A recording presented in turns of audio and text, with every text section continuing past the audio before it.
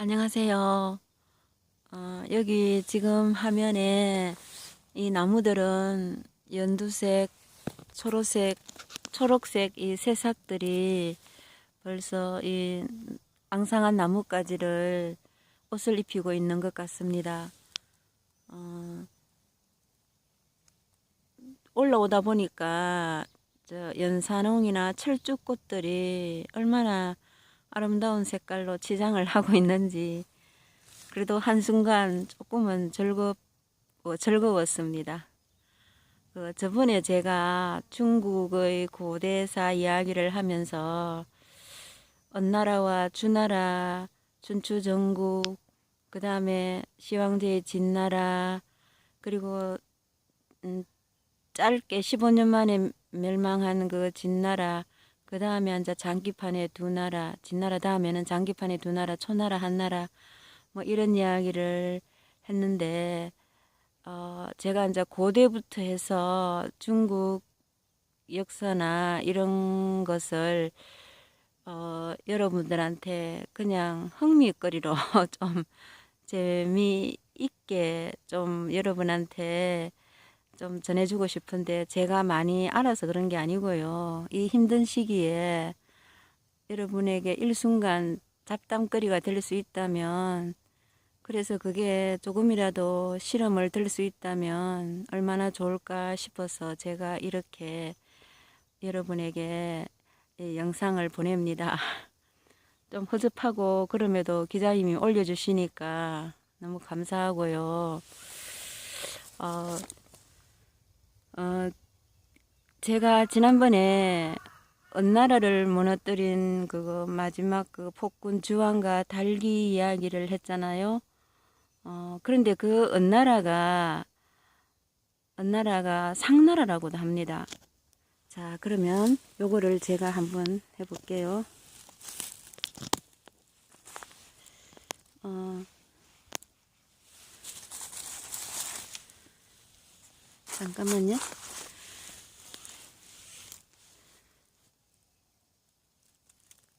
이게 왜 이러지?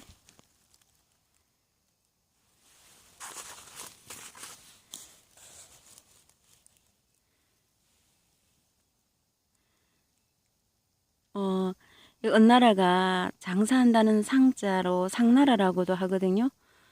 그런데 언나라 사람들이 주로 나중에 주나라로 넘어가지만 주나라한테 멸망하지만 어, 주로 장사로 생계를 이었기 때문에 그래서 언나라 사람을 상인이라 하면서 그때부터 장사하는 사람들을 상인이라고 하게 되었습니다. 언나라를 상나라라고도 하고 그 언나라 사람들이 주로 이제 장사해서 생계를 이어갔기 때문에 그래서 상인이 유래하게 되었고요.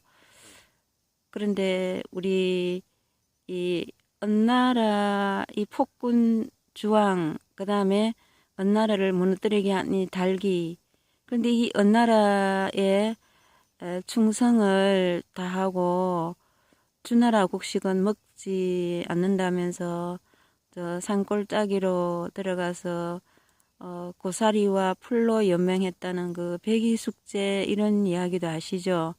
백이숙제 두 형제 이야기는 그 두 형제가 이제 언나라에 충성을 바친 충신이라고 할 수 있겠습니다. 그런데 이런 게 뭐 중국의 여러 역사서에 전해 오지만 진짜로 그랬는지 사실인지는 기록에 있으니까 우리는 이제 그럴 것이다 이렇게 보는 것이고요. 음, 전에 지난번에 언나라 주왕 폭군을 무너뜨리고 주나라를 세운 왕이 그 서백인가 하는 무왕이잖아요. 그런데 이 무왕을 도운 1등 공신이 강태공입니다. 원래 이름이 강상이고 또 어떤 책에서는 여상이라고도 하는데 이 강태공이 주나라 무왕을 도운 게 나이가 어떤 책에서는 70이라 그러고 어떤 책에서는 또 80이라 그래요. 그 늙은 나이에도 이렇게 그러니까 인생은 70부터 우리 기자님 맨날 나이 50이라고 50이라고 자랑하잖아요. 그런데 강태공은 70세, 70세라 칩시다. 80세라고 하는 데도 있지만 70세에 자기 세운 뜻을 실천해가지고 주나라에 큰 공을 세운 사람인데 이 강태공이 참 가난했거든요. 이 사람이 낚시로 이렇게 생계를 이어갔다고 하는데 항상 이 낚시를 하면 또 빈망태로 그냥 집에 돌아갔다고 그래요. 그러니까 부인이 좋아하겠습니까?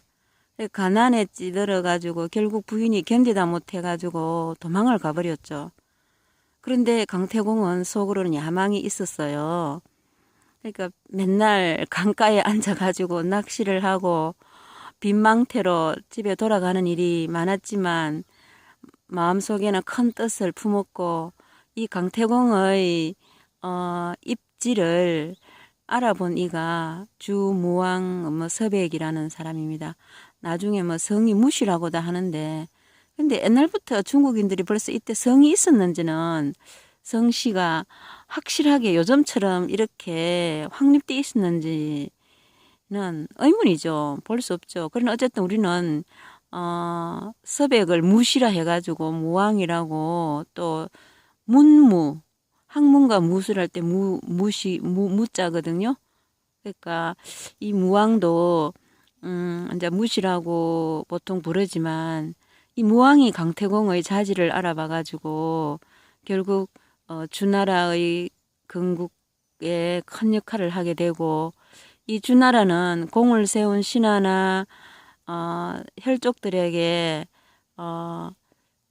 각 지방에 영토를 주어가지고 제후로 봉해서 그 지역을 다스리게 했잖아요.